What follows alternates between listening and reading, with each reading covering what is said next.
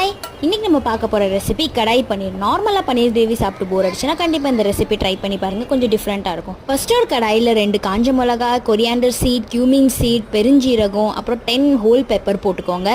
எல்லாம் சேர்த்து நல்லா ட்ரை ரோஸ்ட் பண்ணி மிக்சியில் அரைச்சி எடுத்துக்கோங்க. 3 டேபிள் ஸ்பூன் எண்ணெய் போடுங்க. எண்ணெய் நல்லா சூடானதுக்கப்புறமா 1 டீஸ்பூன் கியூமின் சீட் போடுங்க. ஜிஞ்சர் கார்லிக் குட்டி குட்டியாக நறுக்கி போடுங்க. இது கூடவே 2 வெங்காயமும் 3 பச்சை மிளகாவும் சேர்த்துக்கோங்க. வெங்காயம் நல்லா கோல்டன் ப்ரௌன் ஆனதுக்கப்புறமா இதில் நம்ம ஸ்பைசஸ்லாம் ஆட் பண்ணலாம். Turmeric powder, chilli powder, coriander powder, அப்புறம் நம்ம செஞ்சு வச்சிருந்த பவுடர் ஒரு 2 டேபிள் ஸ்பூன் ஆட் பண்ணணும். எல்லாம் சேர்த்து நல்லா சாட்டே பண்ணி விடுங்க. இனி இதில் ஒரு 1/2 கப் தண்ணி போட்டு நல்லா குக் பண்ண விடுங்க.